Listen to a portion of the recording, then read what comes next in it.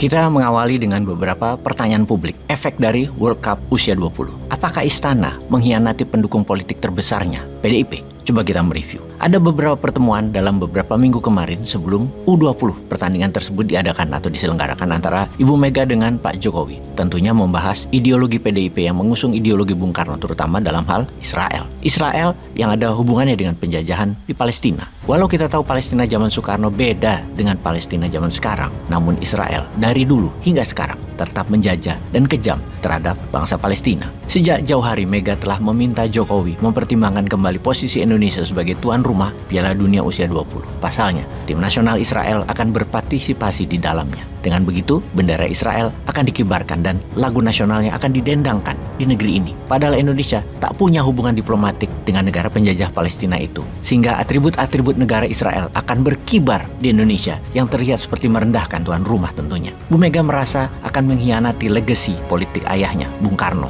Kalau pertandingan FIFA usia 20 tadi ada Israelnya. Yang mana Bung Karno dulu telah 2 kali menolak Israel dalam event nasional atau dalam event olahraga yang mempertemukan tim Indonesia dengan event yang ada tim negara Israelnya. Juga alasan konstitusi Indonesia tak membenarkan karena tidak ada hubungan diplomatik antara Indonesia dengan Israel. BIN, Badan Intelijen Negara, telah memperingatkan akan ada demo besar bila tim nasional Israel ikut serta. Kemudian, Ibu Mega menawarkan beberapa opsi ke Pak Presiden Jokowi. Di antaranya, bendera Israel tidak dikibarkan, lagu nasionalnya tidak dinyanyikan, dan tidak ada liputan atau tidak ada penonton tiap kali timnas Israel bertanding. Agaknya saran ini tak digubris, mungkin karena telah dapat jaminan dukungan dari Ketua Umum PBNU yang dikenal dekat dengan Israel. Sebuah pandangan politik berseberangan sekali dengan PDIP, keputusan tetap menyelenggarakan acara yang ada peserta Israelnya tersebut. Karena tahu sikap Pak Jokowi yang tidak menerima saran Ibu Mega inilah yang mendorong Ibu Mega memerintahkan Gubernur Bali Iwayan Koster dan Gubernur Jawa Tengah Ganjar Pranowo untuk menolak pagelaran tersebut. Harapannya PDIP juga akan meraih simpati kaum muslim yang tentunya berguna dalam konteks pemilu nanti. Namun nampaknya ekspektasi itu tak tercapai. Bahkan mungkin pemilih PDIP merosot karena kasus ini. Sesal Ibu Mega bertambah jadinya. Sebelumnya kita semua tahu bahwa Ibu Mega kecewa pada Pak Jokowi yang tergiur pada gagasan Opung untuk memperpanjang masa jabatannya. Lagi-lagi permintaan Mega agar wacana perpanjangan itu dihentikan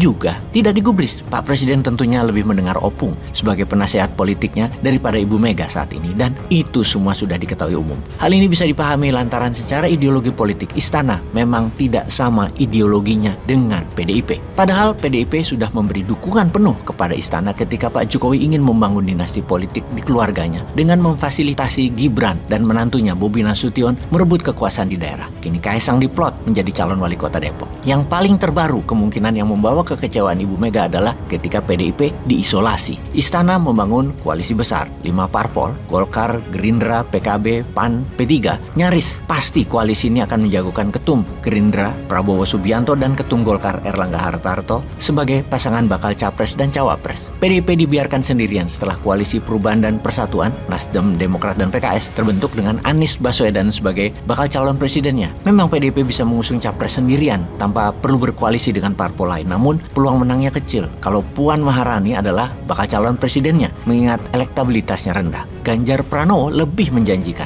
tetapi apakah PDIP telah legowo mengusung Ganjar? Kalaupun Ganjar yang diusung tanpa berkoalisi dengan partai lain, prospek kemenangannya terhitung kecil. Elektabilitas Ganjar diprediksi merosot terkena getah Israel. Alhasil, posisi PDIP kini sangat tidak menguntungkan. Ditambah lagi ada kasus 349 triliun rupiah yang dikawal Menko Polhukam Pak Mahfud MD yang kini popularitasnya melejit efek dari pembongkaran mega skandal transaksi mencurigakan 349 triliun rupiah di Kementerian Keuangan. Kalau Pak Mahfud berhasil membongkar kasus ini hingga tuntas dalam konteks Pilpres, tidak ada figur bakal calon wakil presiden yang lebih populer daripada Pak Mahfud saat ini. Apalagi kalau usulan Pak Mahfud mengenai undang-undang penyitaan harta koruptor terwujud, ini akan jadi pukulan telak ke PDIP karena bukan tidak mungkin orang-orang PDIP akan terseret masalah. Kembali, posisi PDIP jadi sangat tidak menguntungkan. Memang situasi politik dalam minggu-minggu ini di Indonesia menjadi tidak menentu yang mengakibatkan pergeseran pendulum kekuatan dan pandangan politik dengan sangat drastis. Salah satunya ada Pak Mahfud dari Jawa Timur, khususnya dari Madura, yang kan jadi bintang baru yang bisa diperebutkan sebagai bakal calon wakil presiden. Kemudian usaha menggembosi koalisi perubahan masih dimainkan. Yang terakhir adalah Partai Demokratnya SBY digoyang lagi dengan mengajukan PK dalam kasus KLB Partai Demokratnya Muldoko.